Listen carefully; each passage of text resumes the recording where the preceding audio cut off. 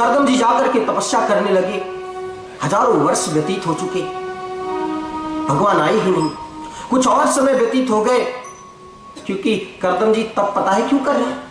करदम जी तप इसलिए कर रहे हैं कि मेरा विवाह हो जाए। और जब हजारों वर्ष के बाद भगवान आए, बोले करदम जी अरे वरदान मांगिए आप कुछ।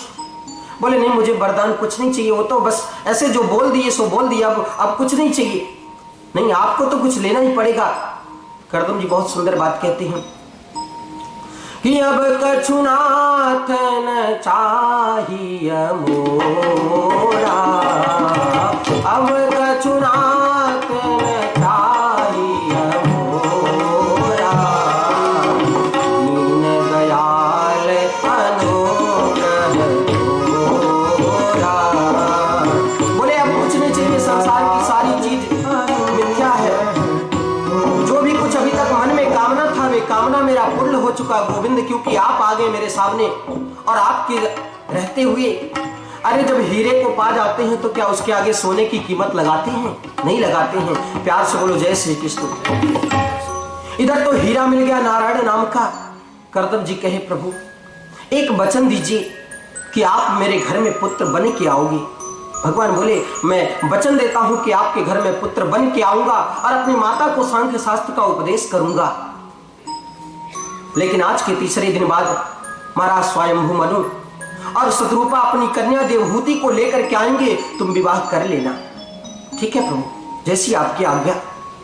अब तो करदम जी अपने आश्रम पे इंतजार कर रहे हैं कब मनु और शत्रुपा आए। रथ को जोर से तेजी से दौड़ाते हुए महाराज स्वयंभू मनु शीघ्र ही वहां पे आ गए। और जैसे आए तो करदम जी स्वागत करते हुए उनको अपने आश्रम में ले गए। और आश्रम में ले जाने के बाद जल इत्यादि पिलाने के पश्चात स्वयंभू मनु अपना प्रस्ताव रखते हैं। बोलते मेरी एक कन्या जो देवहूति है, मैं चाहता हूं कि आप जैसे संत के साथ इसका विवाह हो। क्योंकि देवहूति जब जिस दिन से नारद जी के मुखारबंद द्वारा श्रवण की आपके बारे में, उसी दिन से आपको पति के रूप में वर्ण कर चुकी है। ठीक है प्रभु, यदि आपकी इच्छा हो तो मैं स्वीकार करता हूं आपकी पत्नी, आपकी पुत्री को। और महाराज प्रणाम करते हैं। वहां से स्वयंभू मनु और शत्रुपा अपने महल की ओर प्रस्थान करते हैं। इधर करदम जी अपनी धर्मपत्नी देवहूति को ले चल करके अपना आश्रम दिखाते हैं। जब एक कुटिया में प्रवेश किए तो एक तरफ सर्प, एक तरफ पशु, एक तरफ पक्षी, एक तरफ चूहे, एक तरफ बिल्ली, कुत्ते, शेर, हाथी, सब कुछ वहां पे उपस्थित है। अब तो महाराज ऐसा दृश्य देख करके देवहूति तो डर गई। प्रभु अरे इस स्थान में आप कहां रहते हो? बोले बस वो जो छोटा सा आसन दिखाई दे रहा है 4 फीट का, बस उसी पे बैठ करके मैं तप करता हूं प्रभु का, और संसार में मुझे कुछ चाहिए ही नहीं। एक काम करो देवी, मैं तुमसे सायंकाल को फिर मिलता हूं, अभी मैं संध्या वंदन का समय हो रहा है।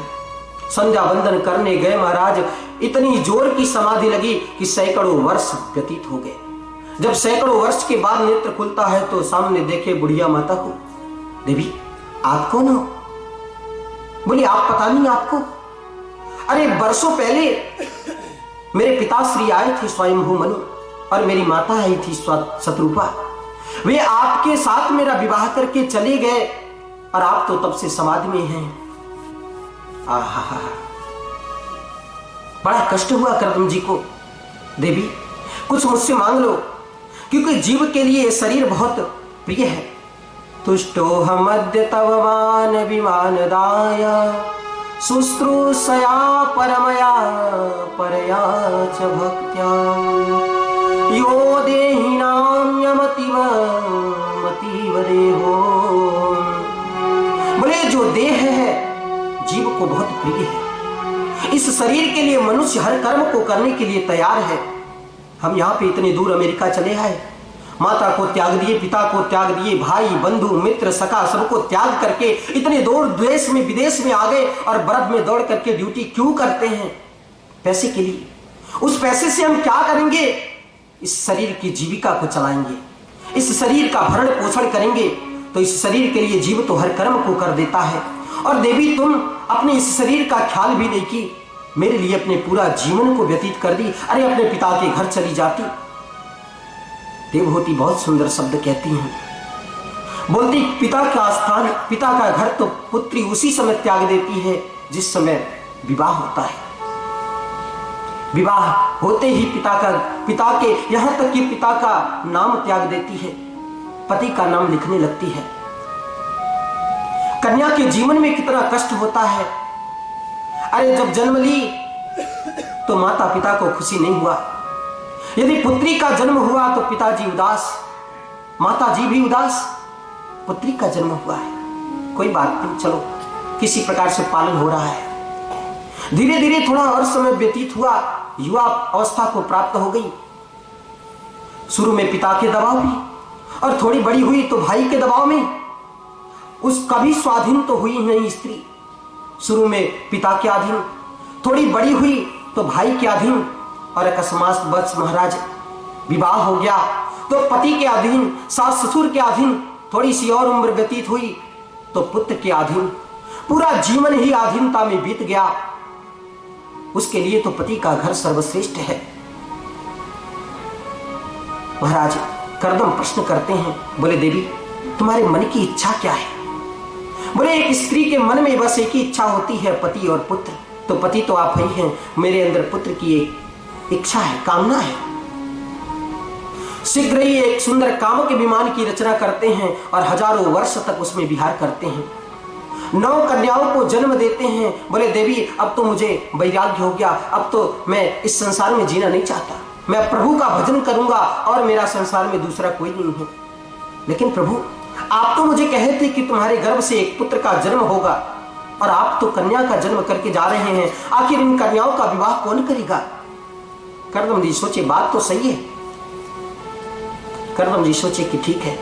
कुछ दिन और व्यतीत किए, एक सुंदर पुत्र का जन्म हुआ, कपिल भगवान का जन्म हुआ। बोले कपिल भगवान की जय। कपिल भगवान का जैसे जन्म हुआ, कर्दम जी बोले अब संसार से कोई मतलब नहीं। शीघ्र ही वहां से अपनी कन्याओं का विवाह मरीचि आदि ऋषियों के साथ संपन्न करते हैं और पुत्र की परिक्रमा लगाते हैं। बोलते हैं पुत्र मुझे क्षमा करना, मैं वन में जाकर के तब करूंगा। भगवान कपिल मुस्कुराते हुए कहने लगते हैं पिताजी वनेपि दोषा प्रभवन्ति रागिणः गृहेपि पंचेन्द्रिय निग्रहस्तपः। अरे मैं वन में जाने से भी कोई फायदा नहीं।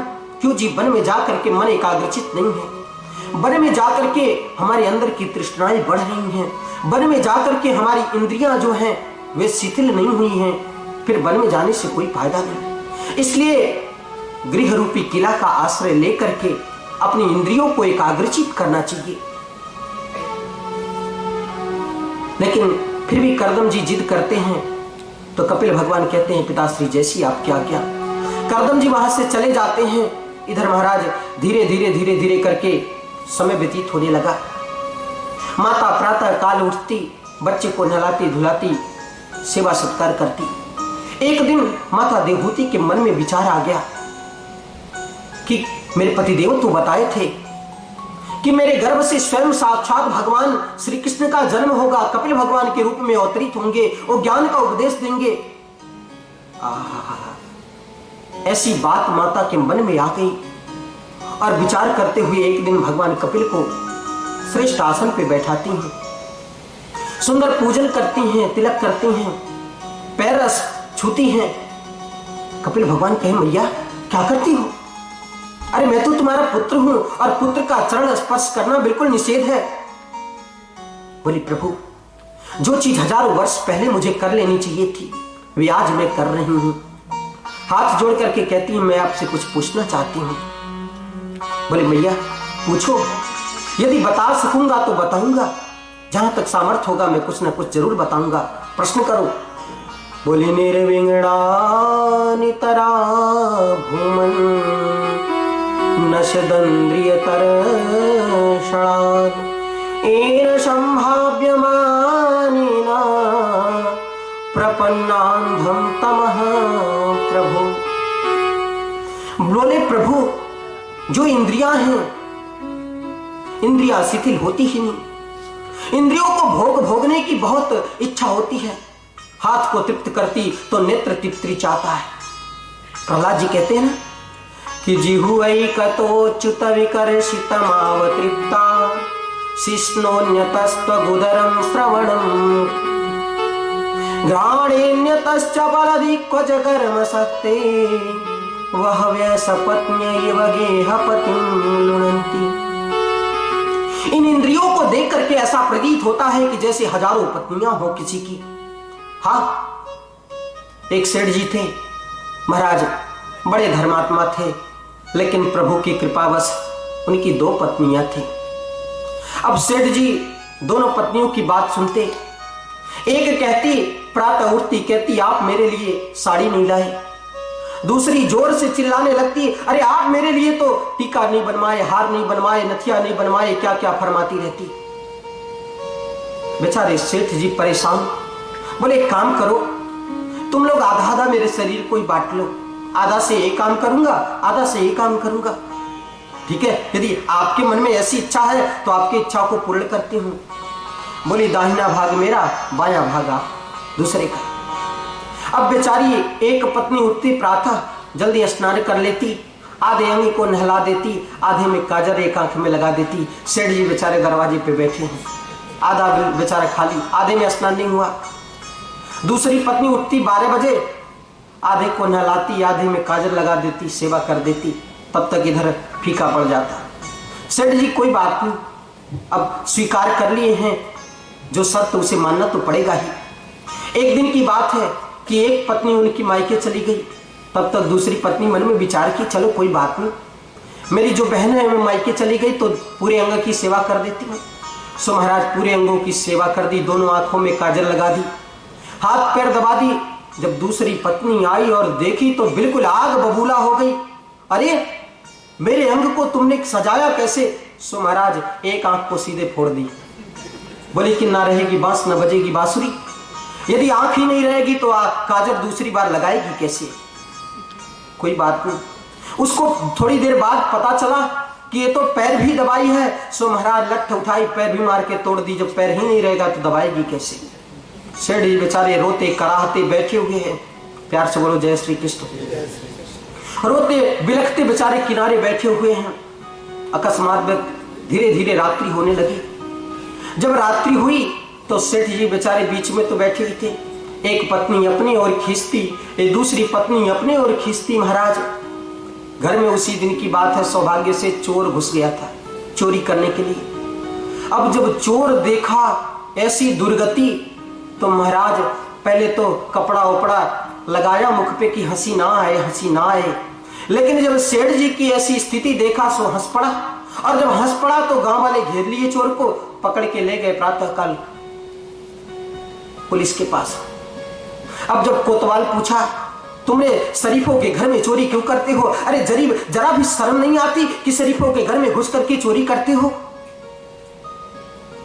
चोर बोला बाबूजी आप जो सजा दोगे मुझे मंजूर है, लेकिन ये सजा कभी नहीं देना जो सेठ जी को मिली हुई है। प्यार से बोलो जय श्री कृष्ण। तो बोले ऐसी सजा मुझे मत देना। तो क्यों जी? 2 पत्नियों में जीव का जब ये हाल है तो हमारी तो 10 पत्नियां हैं, 5 ज्ञान इंद्रियां, 5 कर्म इंद्रियां, और इस 10 पत्नियों को मैं कैसे संभाल सकता हूं? वे तो कभी इधर मांगेगी, कभी उधर भोगों को मांगेगी, कभी उधर विचलित होगी, कभी इधर आएगी। फिर इन इंद्रियों को एकाग्रचित कैसे किया जाएगा? प्रभु कृपा करके बताएं। दूसरा प्रश्न, बोले जीव बार बार यही कहता है कि बंधन बंधन, ऐसा कर्म मत करो कि बंधन हो जाए, ऐसा कर्म मत करो कि बंधन में फंसना पड़े। तो बंधन होता किसका है? बंधन शरीर का होता है कि बंधन आत्मा का होता है, बंधन मन का होता है? आखिर प्रभु बंधन होता किसका है? तीसरा प्रश्न माता कहती हैं कि यदि मन का बंधन होता है और मन ही विचलित करता है हमको, तो हमारा मन का संयम होगा कैसे? बड़े भाव से सुंदर प्रकार से उत्तर देना प्रारंभ कर देते हैं। बोले देखना इंद्रियों के न घोड़े भगे, देखना इंद्रियों के न घोड़े भगे, देखना इंद्रियों के न घोड़े भगे, उनमें संयम के कोड़े पड़े, उनमें हरदम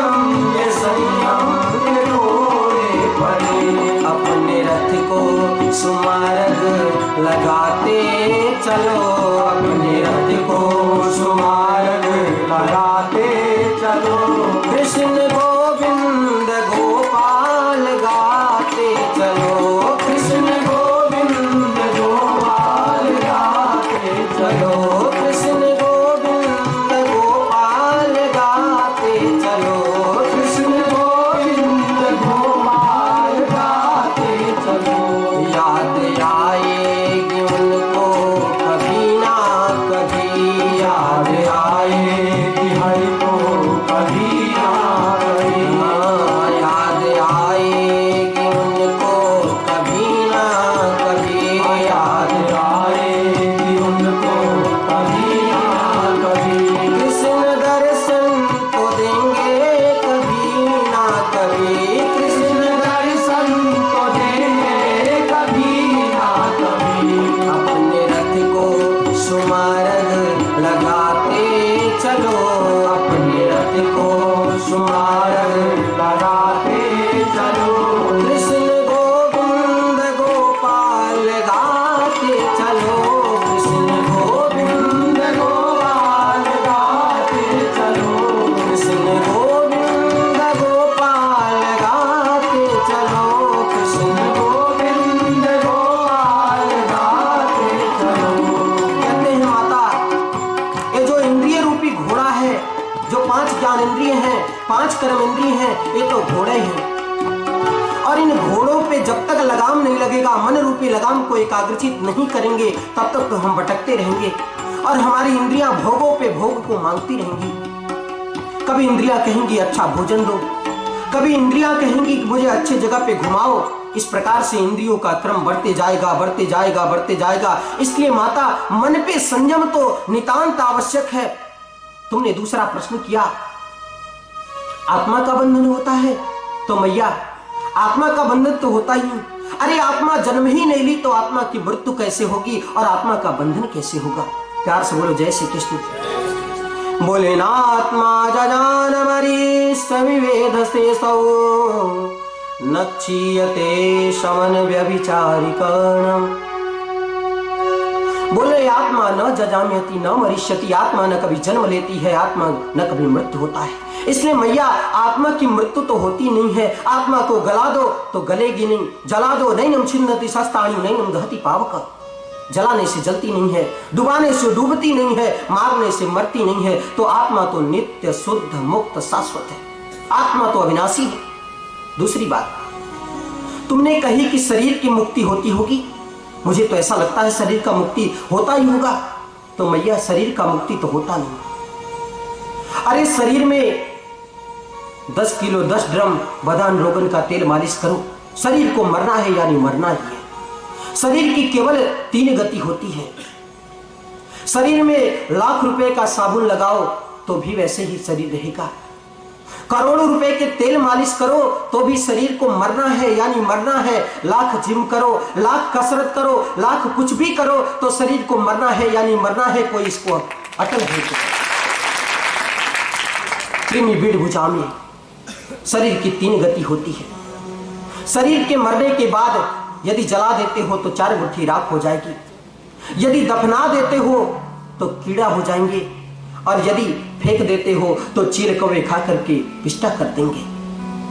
तो शरीर की तो केवल 3 गति होती है, 3 से चौथा होता नहीं। मैया, एक बात तुमने बहुत सुंदर कहा कि क्यों जी मन का ही बंधन होता होगा, तो 100% सत्य है कि मन का ही बंधन होता है। कि मनेव मनुष्याणां कारणं बन्धमोक्षयोः वधाय विषयासक्तं मुक्तम निर्विषयम मनः। मन ही बंधन मोक्ष का कारण होता है। कबीरदास जी फरमाते हैं कि मन के हारे हार है, मन के जीते जीत, मन ही मिलावत राम से, मन ही करत भजन।